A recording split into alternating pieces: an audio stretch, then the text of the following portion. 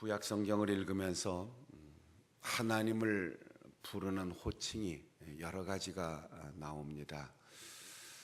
하나님, 전능하신 이, 또 모세에게 나타났던 하나님은 당신이 누구십니까? 물었더니 나는 여호와다, 스스로 있는 자다. 그렇게 친히 당신의 이름을 계시해 주신 적도 있습니다. 오늘 시편 90편에서 모세는 하나님을 향하여 기도하면서 주여라고 부릅니다.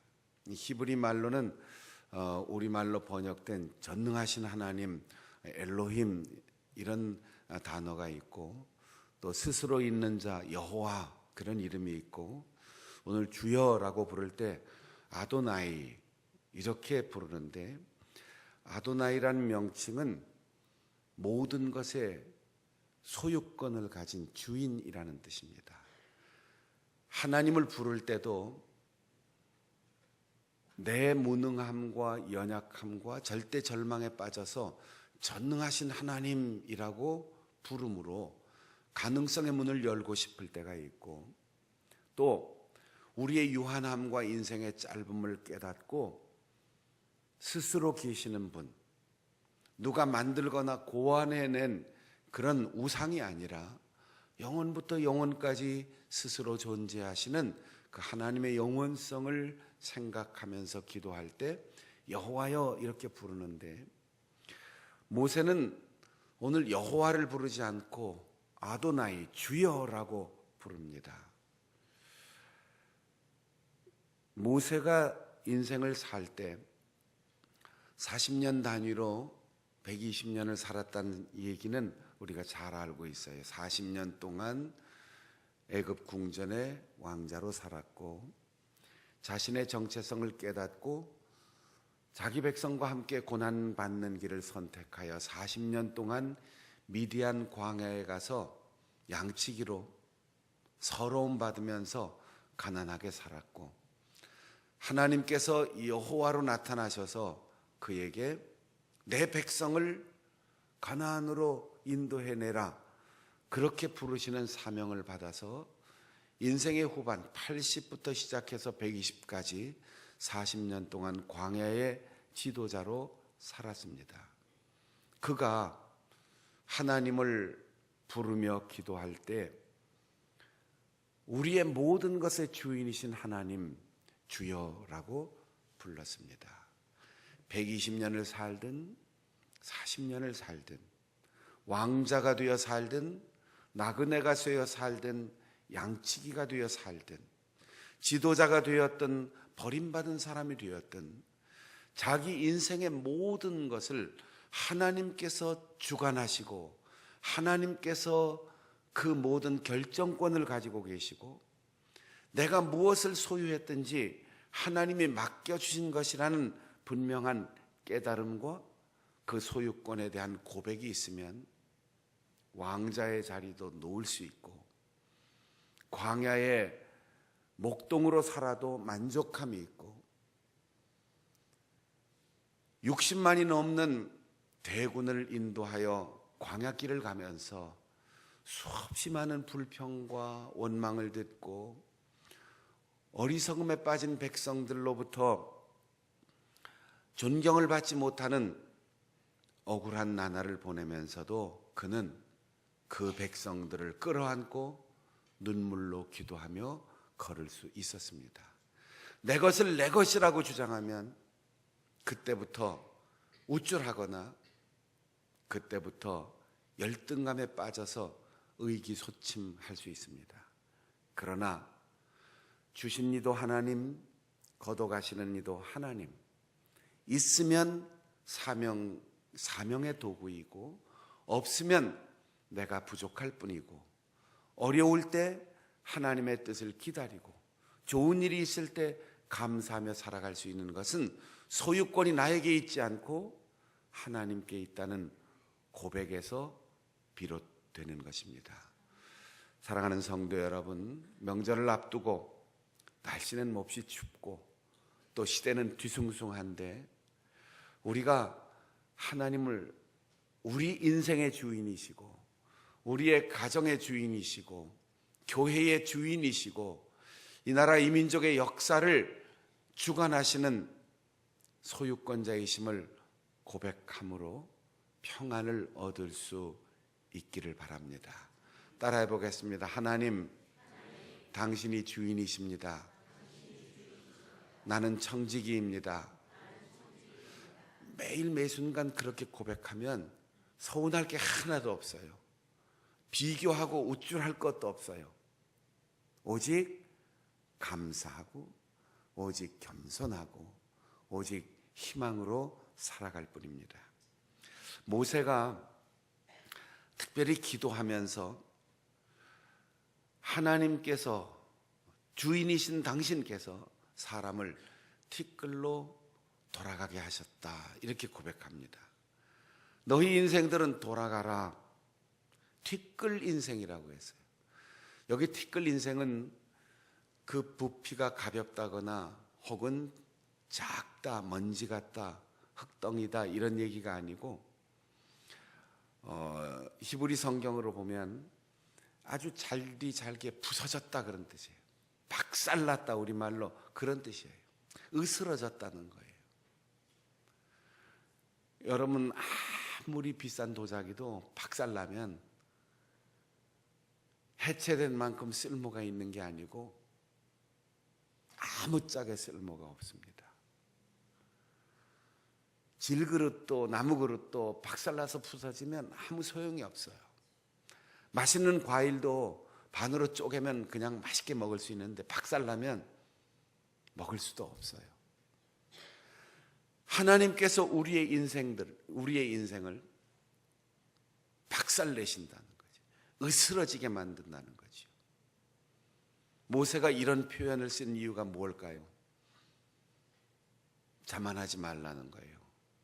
건강도, 지위도, 소유도, 제법 배운 지식이나 지혜도 하나님이 던져버리시면 박살나서 깨지면 아무것도 아니라는 거죠. 그래서 돌아가라 하셨다 했어요. 우리가 언뜻 생각할 때 뭐 장례식에서 흔히 하는 말로 돌아가셨다 이럴 때 하나님께서 보내신 영원한 고향으로 갔다 이렇게 생각할 수 있는데 모세가 지금 여기서 쓴 말은 그렇게 원래 있었던 자리로 돌아간다 그게 아니에요. 하나님이 보시는 이 앞에서 물러간다는 뜻이에요. 여러분 우리가 흙으로 돌아간다라고 할 때 흙에서 왔으니 흙으로 돌아간다 이렇게 간단하게 방향선회 정도로 뜻하지만 우리가 얼음으로 이렇게 조각해 놓고 강변에서 겨울 축제를 하는 동네들이 가끔 있습니다. 물로 돌아가라 그러면 원래 있던 장소로 돌아가는 게 아니고 형체 없이 아름답게 조각했던 것. 사람들이 야 얼음으로 이렇게 멋진 형상을 만들 수 있을까 감탄했던 게 다 사라진다는 거예요. 우리가 흙으로 돌아간다는 것은 우리의 원료, 우리의 재료가 되었던 그 땅으로 돌아간다 여기에 멈추는 게 아니고 가졌던 우리가 알몸으로 이 땅에 태어날 때 부모님들이 기뻐하고 아름답게 맞았던 그 추억과 기쁨도 세상을 살아가는 동안 우리가 스스로를 단련했던 그 멋지고 건강하고 아름다운 얼굴이나 온몸도 세상에서 가졌던 지위, 권력 그리고 사람들과의 관계, 영향력 그 어떤 것이든 하나님이 돌아가라 그러면 원래 위치로 가는 게 아니고 다 허무하게 없어져 버리는 거예요. 모세는 이걸 깨달았던 겁니다. 만일 호렙산에서 여호와 하나님을 만났을 때 너 왕궁으로 돌아가라 이럴 때 왕자의 자리로 돌려보내는 게 아닙니다. 왕자의 자리에서 나오는 그 순간 애굽의 권력은 다 잃었어요. 아무것도 없어요. 양치기에서 애굽으로 다시 바로의 궁전으로 돌아가라 할 때 양치기의 모습도 다 사라졌어요. 그러나 그 없어지고 사라지고 놓치는 것에 안타까워할 필요가 없다는 거예요. 히브리서 기자는 말하기를 모세는 왕자의 권력에서 쫓겨난 게 아니고 동족들과 함께 고난받는 길을 선택했다. 애굽의 모든 금은 보화를 다 포기하고 동족들과 함께 나그네의 길을 선택했다. 이렇게 알려주고 있습니다. 우리는 티끌로 돌아가라,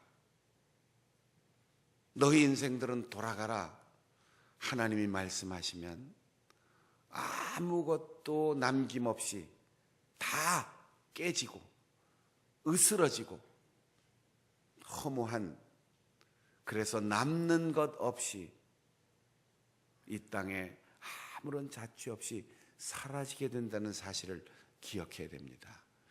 그래서 놓고 갈 것, 사라질 것, 아무도 기억하지 못할 그것에 마음 빼앗기지 말고, 모세가 기도한 대로 주는 대대에 우리의 거처가 되셨습니다.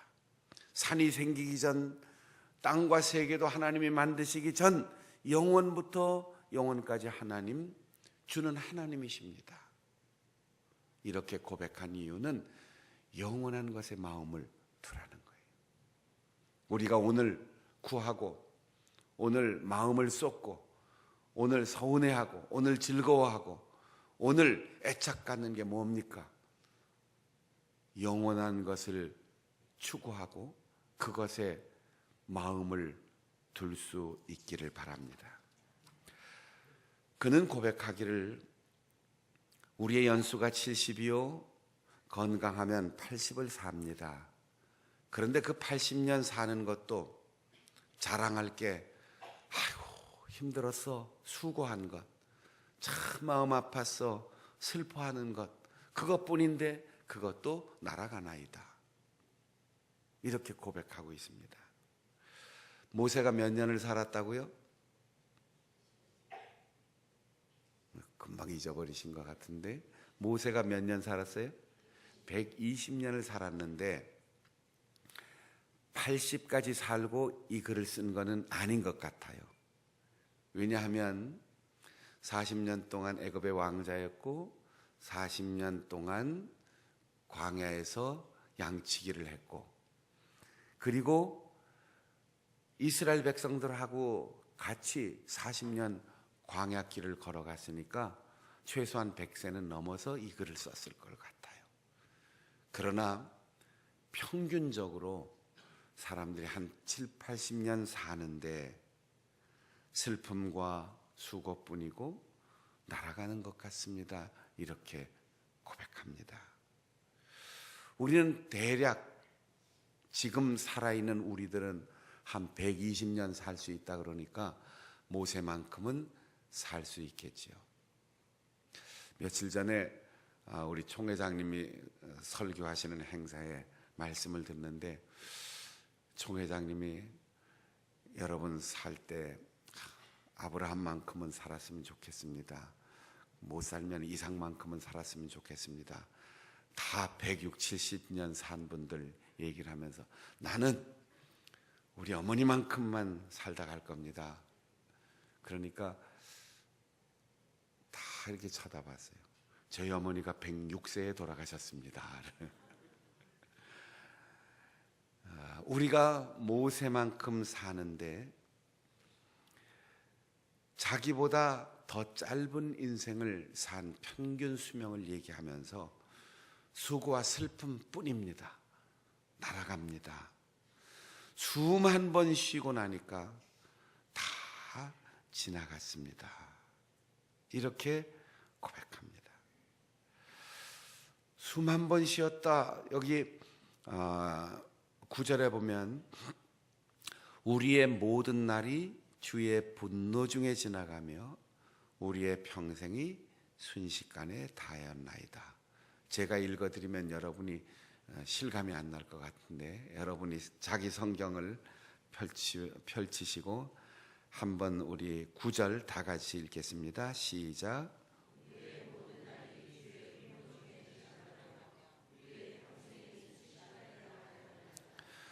70을 살았든 80을 살았든 자기처럼 100년을 넘게 살았든 우리의 평생이 순식간에, 순식이 뭐예요? 수는 눈을 깜빡한다는 뜻이에요. 식은 숨 한 번 쉰다는 거예요. 우리의 평생이 눈 깜빡하고 났더니 지나가고 휴 하고 숨 한 번 쉬고 나니까 다 지나갔다는 거죠. 우리의 성경에는 이렇게 순식간이라고 번역되어 있는데 히브리 성경에는 숨 쉰다 이렇게만 되어 있어요. 우리의 관용어로 이제 순식간이라고 번역됐으니까 수는 원래 원문에는 없는 거예요. 식. 그래서 옛 번역에는 일식간에 다 하였나이다. 숨 한 번 쉬니까 다 지나갔습니다. 이렇게 번역했는데 이 말이 히브리 말로는 하가라는 단어로 되어 있어요. 이 하가라는 말이 우리의 평생 70, 80, 120년을 살았는데 이렇게 숨 쉬고 끝난다. 우리 살아있는 게 뭐예요? 목에서 숨이 나왔다 들어갔다 해서 이게 사는 거잖아요. 숨 쉬고. 여러 사람이 여러 형태로 죽는데 죽는 이유는 딱 한 가지입니다. 숨이 끊어져서 죽는 거죠. 뭐 때문에 죽었어? 숨 못 쉬어서 죽는 거죠. 숨만 붙어 있으면 그 사람 사는 거예요. 우리의 생명이라는 게 숨 쉬는 데 달려 있는데 이 하가란 말이 숨을 쉰다. 그냥 숨을 쉬는 게 아니고 소리가 약간 난다는 거예요.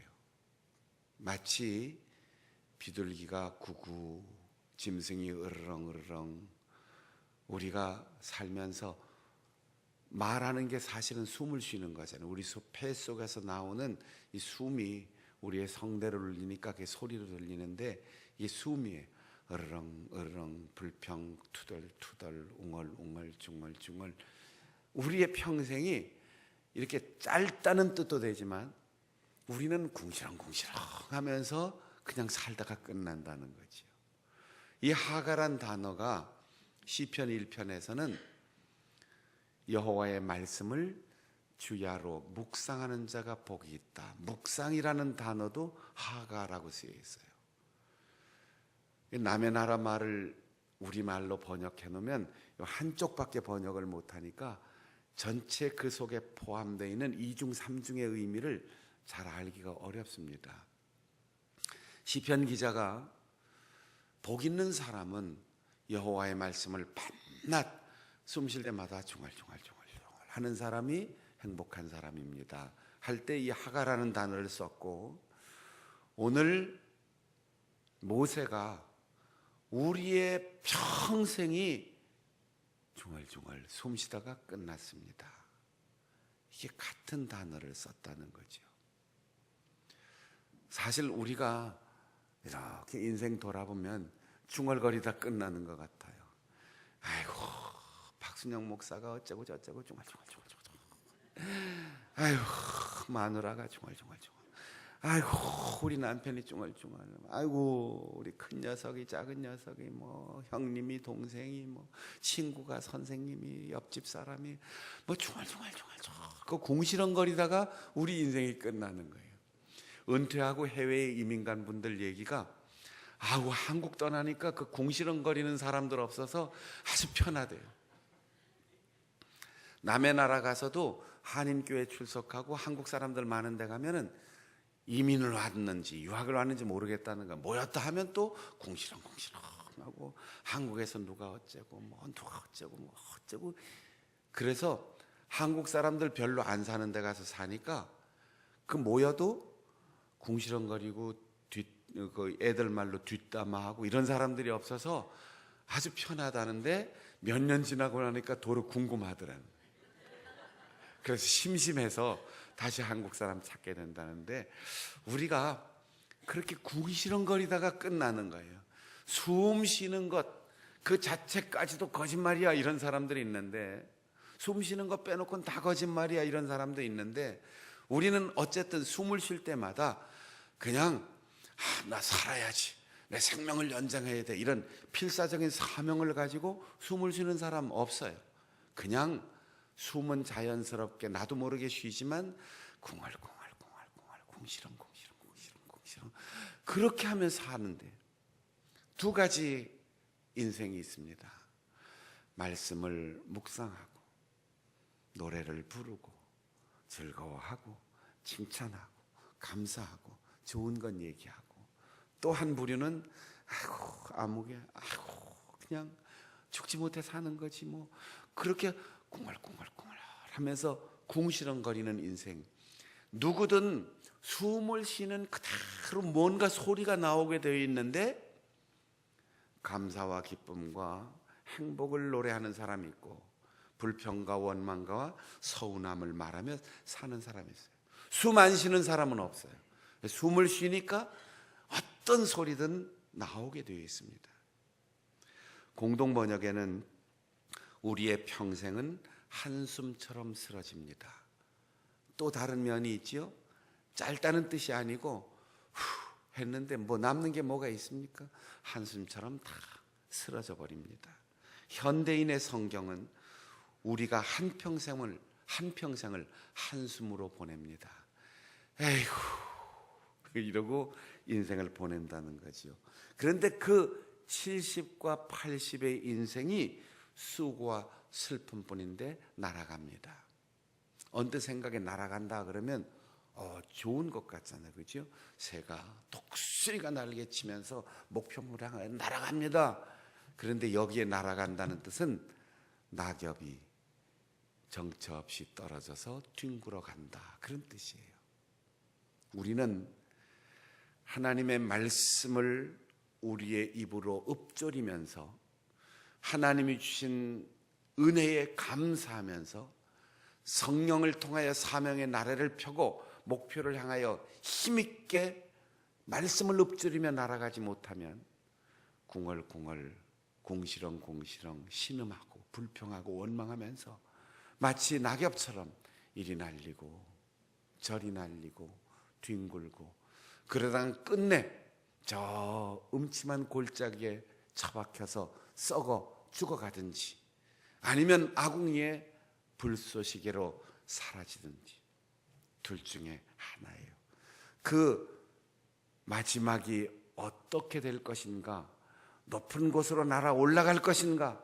낙엽처럼 가지에서 떨어지면서 뒹굴다가 어두운 골짜기에서 썩어갈 것인가? 읊조리는 내용에 달려 있다는 거예요. 따라해 봅시다. 말씀을 읊조리겠습니다. 말씀을 묵상하겠습니다. 좋은 말 하겠습니다. 감사하며 살겠습니다. 긍정하고 칭찬하며 살겠습니다. 그 반대 거는 얘기 안 해도 되겠죠? 우리가 낙엽처럼 뒹굴다가 불행하게 아궁이 속에 불쏘시개로 지옥의 밑바닥에서 쓰러지는 존재가 된다면 얼마나 슬프고 얼마나 가슴 아픈 일이겠습니까? 말씀을 묵상하고 하나님을 찬양하고 사람들을 칭찬하고 감사하며 살아가는 사람은 낙엽처럼 나는 것이 아니고 독수리처럼 날아서 영원을 바라보고 하나님 나라를 향하여 올라가고 또 올라갈 것입니다. 그래서 모세는 기도합니다. 주여, 우리가 우리에게 우리의 날 계수함을 가르쳐 주셔서 지혜로운 마음을 얻게 하소서. 계수라는 말은 오늘날 컴퓨터 자판 눌러서 탁탁 계산해라 이런 얘기가 아니고 옛날엔 달아본다, 저울을 얘기해요. 우리가 이 현대 사회에서 살면서 옛날 걸 다 보질 못하니까 이 옛날 글들을 잘 이해를 못합니다. 저울에 무게 달아봐 그러면 일단 숫자로 착착착착 나오는 거예요. 여러분 연상하잖아요, 그렇죠? 아주 촌스럽게 생각해도 저울 눈금이 이렇게 올라가는 걸 생각하는데 성경이 기록될 때의 시대는 그렇지 않고 적어도 한 40, 50년 전에 이렇게 줄 딱 잡고 막대기 놓고 여기 추를 달면 이만한 쟁반에 무게를 올려놓는 만큼 추가 있어야지 돼요.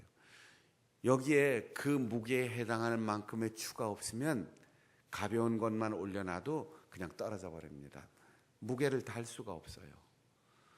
그러니까 저울을 단다라고 할 때는 그 꼭지점에 붙드는 줄이 있는데 무엇인가를 달아야 할 쟁반 위에 올라가는 무게만큼 추가 있어야 돼요. 이게 균형이 잡혀야지 무게를 정확하게 달 수 있고 내가 돈을 주는 만큼 필요한 고기든 보석이든 물건을 살 수 있어요. 모세는 지금 인생의 추와 하나님의 은총의 선물의 무게가 균형이 딱 잡혀서 우리의 고난당한 날수, 하나님께서 우리에게 화를 당하게 한 그 연수대로 우리에게 기쁨을 주셔서 그렇게 기도하고 있습니다. 우리는 사명 때문에 하나님이 주신 사역을 감당하기 위해서 또 나에게 주신 그 사명을 통하여 누군가를 살리고 하나님의 영광을 드러내기 위해서 때로는 고난을 당하고 때로는 나의 것을 드리고 희생하고 나누고 베풀며 살아야 합니다. 그것만큼 하나님께서 기쁨의 선물을 주신다는 거예요. 심은 대로 거둔다는 거예요. 우리가 하나님의 영광을 위하여 희생하고 드리고 헌신하는 일에 인색하면 우리의 노년에 하나님이 주실 기쁨의 열매가 없어요. 조금 힘들고 조금 어렵다고 움켜쥐고 놓지 않으려고 하면 우리의 인생 마지막에 다 놓고 가야 돼요. 그러나 우리가 비록 때로 경제적으로 어렵고 몸도 피곤하고 약하고 우리가 남들처럼 풍부한 것을 누리지 못해도 하나님의 영광을 위하여 마음껏 교회를 섬기는 일에 선교 사역에 우리가 떠난 다음 세대를 생각하며 다음 세대의 일꾼을 가르치고 길러내고 나보다 어려운 이웃들을 위해서 나누어주고 베풀어주며 살아가는 그 고난을 자취하고 손해를 스스로 선택하는 그 날수, 그 연수대로 하나님은 우리에게 기쁨의 날을 주시리라는 거예요. 그러면 오늘 우리는 바울 사도가 고백한 것처럼 우리가 환난을 당할 때 기뻐합니다. 환난은 인내를, 인내는 연단을 통하여 하나님의 뜻이 우리의 삶에 이루어집니다. 이렇게 고백할 수 있는 겁니다. 인생을 바로 헤아리는 것이 지혜라는 거죠. 이익을 많이 얻고 알뜰하게 모으고 움켜쥐는 것이 지혜인 줄로 사람들은 생각해요. 그런데 모세는 120년의 기나긴 인생, 왕궁에서 모든 사람들이 부러워하는 왕자로서의 삶, 그리고 양치기로서 처가에 더부살이를 하는 삶, 광야의 나그네로 사는 삶, 그리고 지도자로 사는 삶, 다양하게 경험하면서 오늘 손해인 것 같고 오늘 아픔인 것 같고 오늘 고난인 것 같은데 하나님이 그 날수만큼 우리에게 기쁨의 날을 주신다라는 고백을 깨닫게 된 것이 지혜라고 말합니다. 명절을 준비하고 또 추위에 바쁜 일손을 멈추고 오늘 예배에 참석한 여러분들이 우리의 인생의 날과 횟수를 잘 헤아리고 오늘 하나님이 나에게 주신 것을 아름답게 사용하고 때로 그 하나님의 영광을 위하여 우리가 희생하고 헌신하는 것조차도 기쁨의 열매로 주실 것을 믿고 우리의 남은 날수가 얼마나 될까? 우리가 하나님 앞에 저축하며 살아온 아름다운 행위의 날수는 얼마나 될까? 하나님이 저울을 들고 우리의 인생을 달아보실 때 부족함은 없을까? 이 하나님이 주실 선물의 쟁반 위에 더 많고 더 아름다운 것이 놓일 수 있도록 내 인생의 추가 무겁게 준비되어 있을까 헤아리면서 영원하신 하나님, 그분이 갚아주실 날을 소망하며 영원한 것에 마음을 두며 살아갈 수 있는 우리 성도들이 되시기를 바랍니다.